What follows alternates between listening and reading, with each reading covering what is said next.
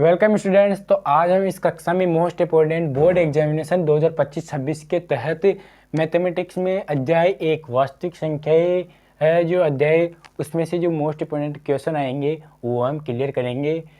हम कुछ क्वेश्चन पढ़ेंगे वो बोर्ड एग्जामिनेशन के थ्रू, ब्लूप्रिंट के थ्रू, और जो मैथमेटिक्स में जो पेपर आएगा उसमें बहुत इम्पोर्टेंट है। तो फर्स्ट क्वेश्चन है 400 के अभाज्य गुणनखंडों की घातों का योगफल है। बोर्ड एग्जामिनेशन 2025-26 के तहत ये इम्पोर्टेंट है। तो देखिए इसे कैसे कर। तो सबसे पहले हमें क्या करना है, 400 का गुणनखंड। तो 400 का हम क्या करेंगे, गुणनखंड करेंगे। सबसे पहले हमें 2 का देना है, तो कितने आएगा 200, फिर 2 का 100, फिर 2 का 50, फिर 2 का 25। अब 2 का जाएगा नहीं, 3 का भी नहीं जाएगा, 4 का भी नहीं जाएगा। अब देंगे हम 5 का, फिर 5, फिर 5 का देंगे 1। तो इनको हमें क्या लिखना है, मल्टीप्लाई में, 1 2 3 4, तो ये 4 और मल्टीप्लाई 5 स्क्वायर। क्लियर। अब हमें क्या करना है, अभाज्य गुणनखंड। हमने ये अभाज्य गुणनखंड ज्ञात किए, उसकी घातों का योग। तो घात यहाँ पे कितनी है 4, यहाँ पे 2, तो इनका योग क्या होगा 6। तो इसका आंसर क्या होगा 6। Clear. Next question, second question है, ये भी इम्पोर्टेंट क्वेश्चन है। इसमें 1-2 अंकों की संख्या है। जैसे 2 अंकों की संख्या है कोई भी, तो उसमें क्या है, इकाई का अंक है अक्ष। तो इकाई, जैसे यहाँ पे एक संख्या है और इसको यहाँ पे एक संख्या है, तो इकाई का अंक क्या है अक्ष, दहाई का अंक क्या है y, दहाई का अंक y। तो संख्या क्या होगी, तो y प्लस x, ये इसकी क्या होगी संख्या। ये एमसीक्यू क्वेश्चन है, हमें कोई भी एमसीक्यू दे देगा, जैसे दे देगा 10y प्लस x, तो ये इसके सिमिलर है। और एक एमसीक्यू दे देगा x और y, तो ये इसका एमसीक्यू सिमिलर नहीं है, क्योंकि इसमें बीच में क्या लगाना है हमें प्लस। और इस यहाँ पे क्या है, जब किसी भी अल्फ़ाबेट्स के बीच में यदि कोई चिन्ह नहीं हो तो हम इसे मल्टीप्लाई से डिकोड करते हैं, डिनोट करते हैं। Clear. Next question, third question है, यदि 2 परिमेय संख्या है, क्या है हमारे पास 2 परिमेय संख्या है, उन एचसीएफ और एलसीएम बराबर है, तो संख्याएं हमेशा होगी, हमेशा क्या होगी, जैसे यदि कोई एचसीएफ और एलसीएम यदि बराबर होते हैं, तो जो दोनों संख्याएं, जैसे पहली संख्या और दूसरी संख्या,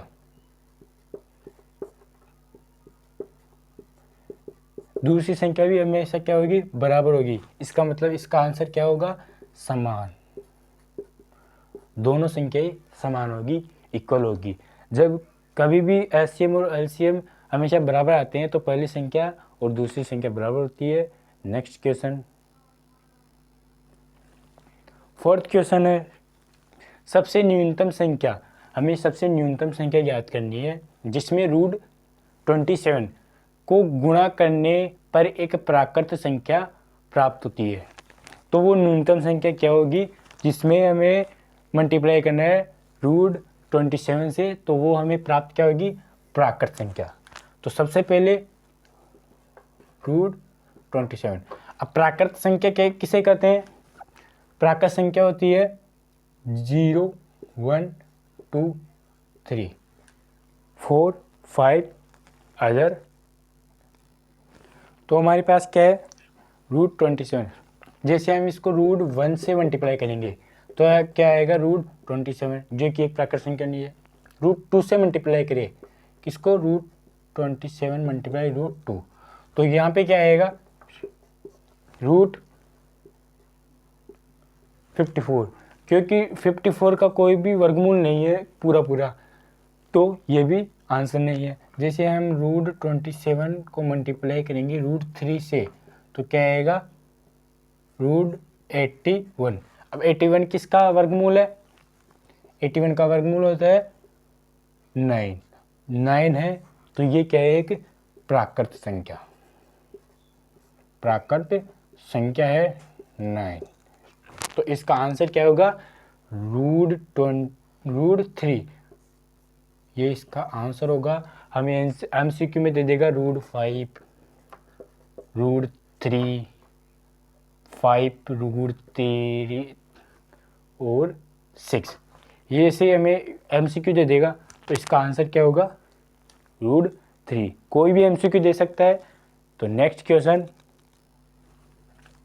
5th क्वेश्चन है, संख्याओं 6 और 20 का अभाज्य गुणनखंड विधि से एलसीएम ज्ञात कीजिए, या एलसीएम है।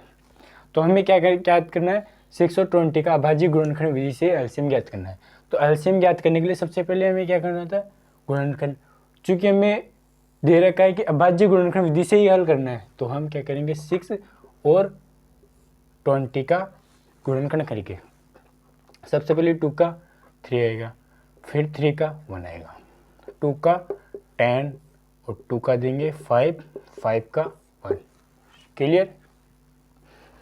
2 × 3, 2 × 5। अब हमें ज्ञात करना है एलसीएम। एलसीएम हमें ज्ञात नहीं करना है, तो सबसे पहले एलसीएम ज्ञात करने के लिए हमें क्या करना होता है, ये पेयर बना, इस पेयर में से 1 डिजिट, मल्टीप्लाई 3, मल्टीप्लाई 2, मल्टीप्लाई 5। करें मल्टीप्लाई, 2 3 जा 6, 6 को 2 से मल्टीप्लाई करेंगे 12 है, 12 को 5 से मल्टीप्लाई करेंगे तो इक्वल टू 60। क्लियर। तो इसका जो एलसीएम है वो क्या आएगा, 60 आएगा। एमसीक्यू में दे सकता है 60, 30, 40, 50 कुछ भी दे सकता है, तो इसका आंसर क्या होगा, 60। Clear. Next question, next 6th question है, निम्न में से अपरिमेय संख्या है। हमें 4 ऑप्शन दे रखे हैं, इसमें से कौन सी अपरिमेय संख्या है वो हमें बतानी है। तो सबसे पहले है 2 है, 2 तो है परिमेय संख्या, तो ये भी कट।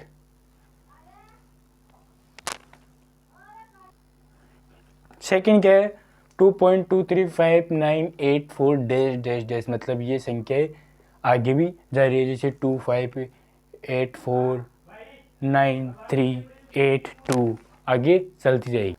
तो जो ये ऐसी संख्याएं होती है जो अशांत होती है, क्या है, ये कहीं पे भी शांत नहीं है। क्या है, अशांत, अशांत। तो ये अशांत होती है वो क्या होती है, अपरिमेय संख्या। तो इसका राइट आंसर क्या होगा, बी होगा। अब हमें अपरिमेय पूछा ही है, अपरिमेय। अब जो भी जिसके भी इस चिन्ह को क्या होता है, बार बोलते हैं, जैसे 5.2332 इसके ऊपर आ गया क्या, बार आ गया, तो ये भी क्या होगी, परिमेय संख्या होगी, क्योंकि इसके ऊपर बार आ गया, इसका मतलब 332 332 ये ऐसे चलती जाएगी और ये क्या होगी, परिमेय संख्या होगी। नेक्स्ट है 2.234, ये भी क्या होगी, परिमेय संख्या, क्योंकि ये यहाँ पे एंड हो गई, मतलब ये शांत हो गई, और जो शांत संख्या होती है वो क्या होती है, परिमेय संख्या। तो इसका राइट आंसर क्या होगा, बी होगा, क्योंकि ये कहीं पे भी शांत नहीं है, अशांत है, और अशांत संख्या होती है जो अपरिमेय संख्या होती है। Clear. Next question, 7th question है, संख्याओं 96 और 404 का मैसा ज्ञात कीजिए। मैसा का मतलब क्या होता है, HCF। तो इसका हमें क्या याद करना है, HCF। तो जैसे 96 और 404, जिसे हमें क्या याद करना है, 96 और 404। सबसे पहले हमें क्या करना होता है, इसका गुणनखंड। हम इस गुणनखंड विधि से हल करेंगे, तो पहले 2 का देंगे 4 8, फिर 2 का 2 4, फिर 2 का 1 2, फिर 2 का 6, फिर 2 का 3 और फिर 3 का 1। क्लियर।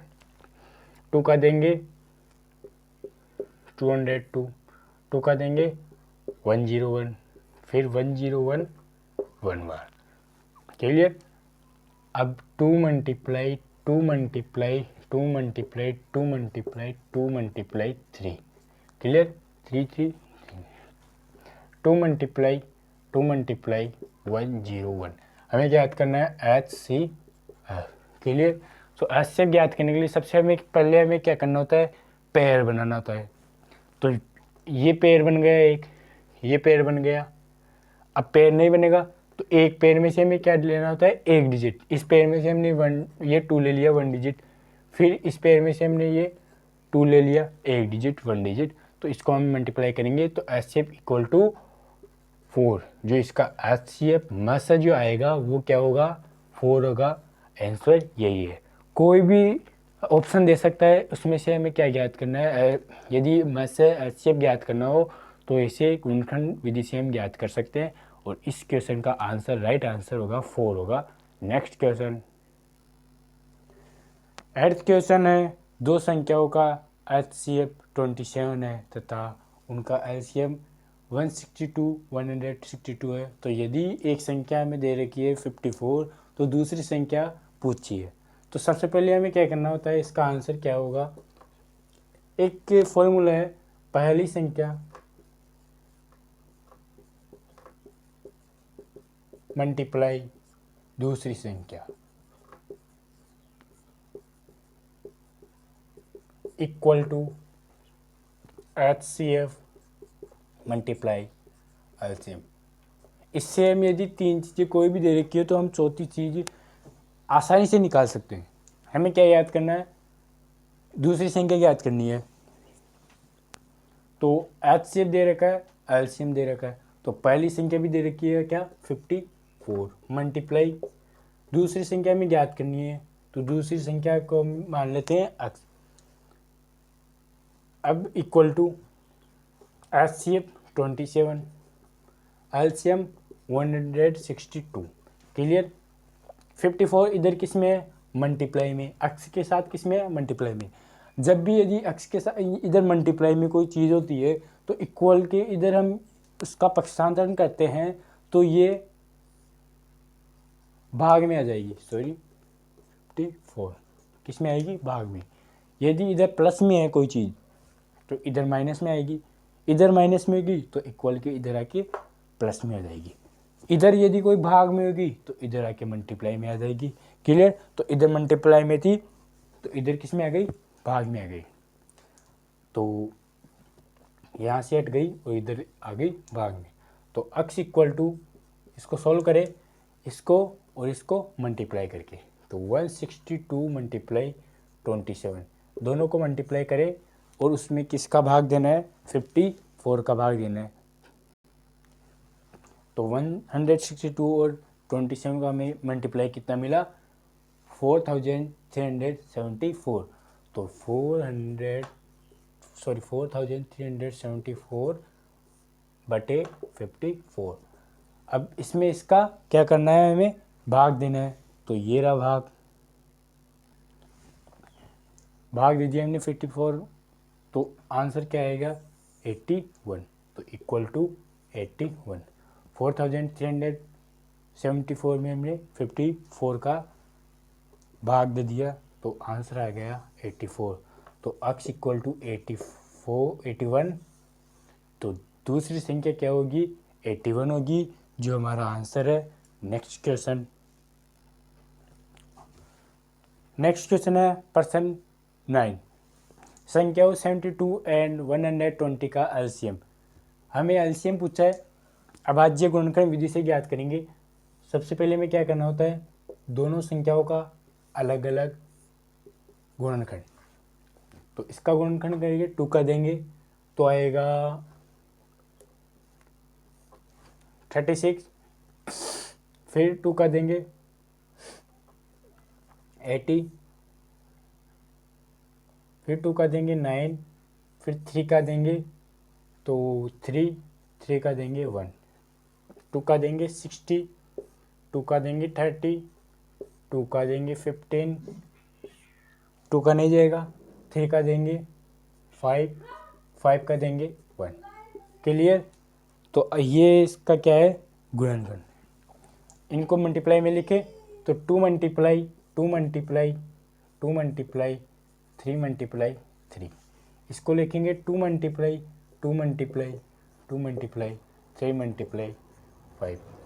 क्लियर। पैर बनाना है तो ये एक पैर, दूसरा पैर, तीसरा पेयर, चौथा पेयर।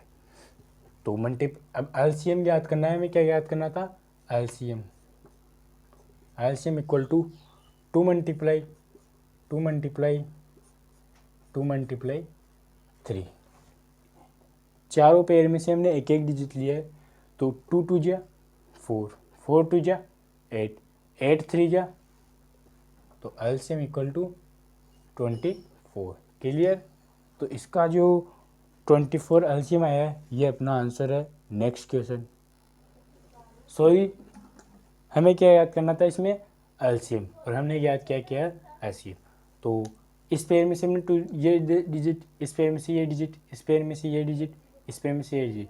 अब जो बच गए वो क्या है, 3, तो इसको मल्टीप्लाई, ये क्या है 5, इसको मल्टीप्लाई।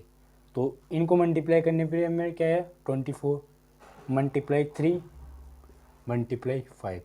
तो 24 को 3 से मल्टीप्लाई करके 5 से मल्टीप्लाई करेंगे, तो 24 मल्टीप्लाई 5 मल्टीप्लाई 3 15। 24 को 15 से मल्टीप्लाई करेंगे तो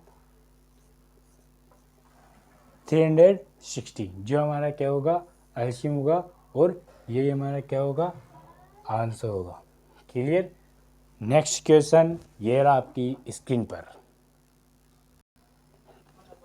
10th क्वेश्चन है। नेक्स्ट क्वेश्चन, दो संख्याओं का गुणनफल हमें दे रखा है, पहली संख्या और दूसरी संख्या का गुणनफल 180 और एचसीएफ दे रखा है 3, तो एलसीएम हमें पूछा है। तो वही सूत्र फॉर्मूला लगाना है। पहली संख्या को हमने मान लिया ए, दूसरी संख्या multiply B equal to HCF multiply LCM. पहली संख्या मल्टीप्लाई दूसरी संख्या equal to HCF multiply LCM. हमें क्या दे रखा है, दोनों संख्याओं का गुणनफल 180 इक्वल टू एचसीएफ, जो एचसीएफ में दे रखा है 3 मल्टीप्लाई एलसीएम। तो ये 3 इसमें किस में है, मल्टीप्लाई में, तो इधर जाके किस में होगा, भाग में। तो 180/3 इक्वल टू एलसीएम। तो इसमें इसका भाग देंगे तो 60 इक्वल टू एलसीएम, जो एलसीएम है अपने क्या गया 60, ये अपना क्या होगा, आंसर। क्लियर। नेक्स्ट क्वेश्चन, ये रहा आपकी स्क्रीन पर। नेक्स्ट क्वेश्चन है 1260 के अभाज्य गुणनखंडों को घातांक के रूप में लिखो। अभाज्य गुणनखंडों को घातांक के रूप में हमें लिखना है, तो सबसे पहले हमें क्या करना होगा, गुणनखंड करना होगा 1260। सबसे पहले 2 का देंगे तो 630, फिर 2 का देंगे 350, फिर 2 का नहीं जाएगा तो फिर हम देंगे 3 का 105,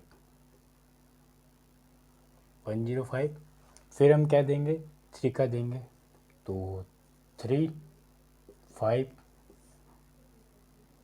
फिर 3 का भी नहीं जाएगा, फिर हम देंगे 5 का तो 7, फिर देंगे 7 1।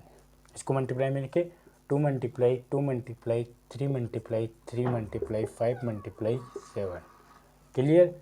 अब घातांक के रूप में कैसे लिखते हैं, ये 2 कितने बार, 2, तो 2 स्क्वायर मल्टीप्लाई 3 2 बार तो 3 स्क्वायर मल्टीप्लाई 5 मल्टीप्लाई 7। ये इसका क्या है, घातांक रूप है, ये इसका हमारा आंसर होगा। नेक्स्ट क्वेश्चन है, यदि x इक्वल टू 2 की घात 3 मल्टीप्लाई 3 की घात 2 तथा y इक्वल टू 3 की घात 3 2 की घात 3 मल्टीप्लाई 3 की घात 2 है, तो x और y का एलसीएम याद करते हैं। हमें क्या दे रखा है, x इक्वल टू 2 की घात 3 मल्टीप्लाई 3 की घात 2 और y इक्वल टू 2 की घात 3 मल्टीप्लाई 3 की घात 2, ये दे रखा है। हमें याद क्या करना है, एलसीएम, ये याद करना है। तो एलसीएम याद करने के लिए सबसे पहले हमें क्या करना होता है, वो करना होता है पेयर बनाना। ये पेयर बन गया, इस पेयर में से केवल 1 डिजिट, तो इसका डिजिट ले लिया हमने, ये और नेक्स्ट पेयर में से हमने ले लिया ये। क्लियर।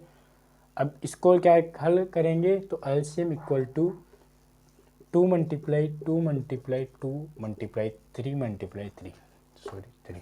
क्लियर। 2 2 जा 4, 4 2 जा 8, इसका हो गया 8, 8 मल्टीप्लाई 9, तो एलसीएम इक्वल टू 72। क्लियर। जो इसका आंसर होगा वो क्या होगा 72 होगा। तो नेक्स्ट क्वेश्चन ये रहा आपकी स्क्रीन पर। नेक्स्ट क्वेश्चन है दो संख्याओं 616 एंड 32 का एचसीएफ क्या होगा। सबसे पहले एचसीएफ ज्ञात करने के लिए हमें क्या करना होता है, गुणनखंड। तो इन दोनों का हम क्या करेंगे, गुणनखंड करेंगे। 32 2 का देंगे 3 8 308, फिर 2 का देंगे तो 154, फिर 2 का देंगे 77, फिर 11 का देंगे, सॉरी 11 का नहीं 7 का देंगे तो 1 1, 11 का देंगे तो 1, इसमें 2 का देंगे 1 16, 2 का देंगे 8, 2 का देंगे 4, 2 का देंगे 2, 2 का देंगे 1। 2 multiply 2 multiply 2 multiply 7 multiply 11, 2 multiply 2 multiply 2 multiply 2 multiply 2। Clear. तो पेयर बनाए, 1 पेयर 2 पेयर 3 पेयर, ये 3 पेयर बने। तो एचसीएफ इसके का 2 मल्टीप्लाई 2 मल्टीप्लाई 2, 2 2 जा 4, 4 2 जा 8, तो इसका क्या होगा आंसर 8 होगा। जो एचसीएफ होगा वो हमारा 8 होगा। नेक्स्ट 15 क्वेश्चन है, सिद्ध कीजिए कि √2 एक अपरिमेय संख्या है। जो अपरिमेय संख्या सिद्ध करनी होती है तो उन क्वेश्चनों को हमें क्या करना होता है, विपरीत मानना होता है। जैसे इसमें हमें पूछ रखा है अपरिमेय संख्या है या नहीं, इसको हमें सिद्ध करना है, तो हम इसके क्या मानेंगे, परिमेय संख्या। तो हम इसको परिमेय संख्या मानेंगे। ये परिमेय संख्या नहीं हो पाएगी तो ये क्या हो जाएगी, अपरिमेय संख्या। जैसे माना √2 एक आंसर है, ये √2 एक परिमेय संख्या है। क्या है, परिमेय संख्या है। तो √2 परिमेय संख्या किसे कहते हैं, इक्वल टू a/b के रूप में लिखा जा सकते हैं, और b इक्वल टू 0, ये क्या है, परिमेय संख्या है। अब हमें क्या करना है, ये b इधर किस में है, भाग में, तो इक्वल टू के इधर हम इससे भेजें तो किस में जाएगा, मल्टीप्लाई में। तो √2 ये इसके मल्टीप्लाई में आ गया, b इक्वल टू a। अब हम क्या करें, दोनों पक्षों का वर्ग, दोनों पक्षों का क्या करें, वर्ग करें। जैसे b √2 का हमने किया square equal to a square, तो b square √2 equal to a square, ये हमने क्या किया, वर्ग कर दिया। अब जो ये √2 है वो क्या करेगा, a को a स्क्वायर को विभाजित करेगा, तो √2 a स्क्वायर को विभाजित करेगा।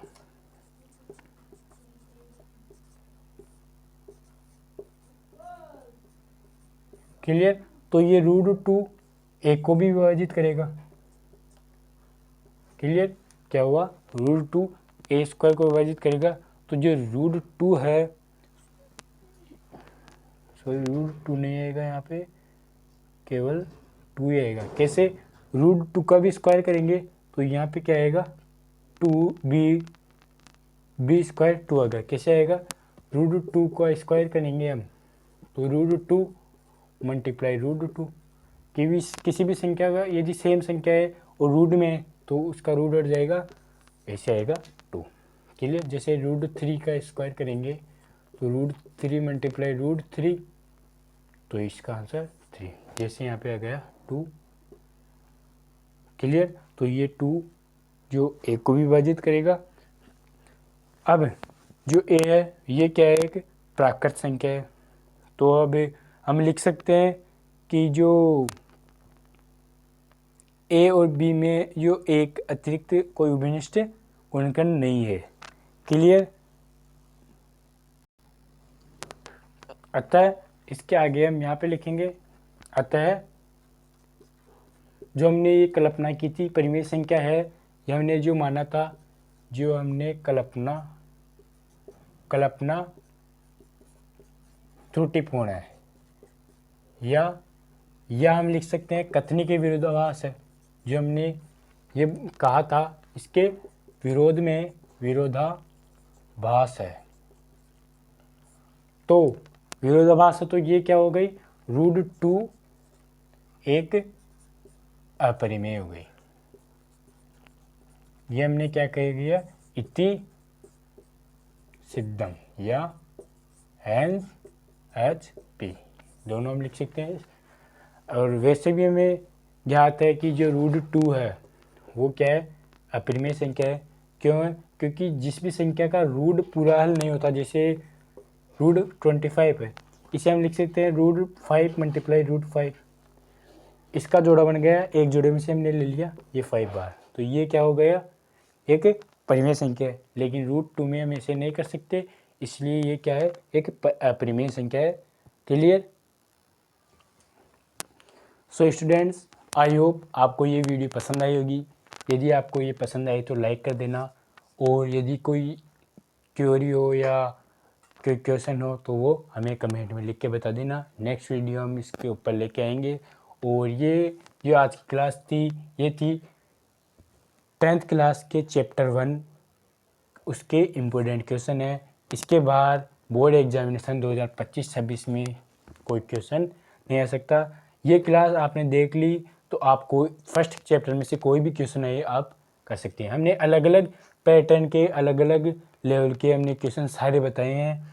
और नेक्स्ट सेकंड चैप्टर में भी हम ऐसे ही इम्पोर्टेंट क्लास ले लेंगे, तो उसके लिए आप कमेंट कर देना और अपने उस दोस्त को शेयर कर देना जो 2025-26 में क्लास 10th में बोर्ड एग्जामिनेशन देगा, उसको भी काफ़ी बेनिफिट मिलेगा। तो ये वीडियो यहीं पे समाप्त होती है। जय हिंद, जय भारत।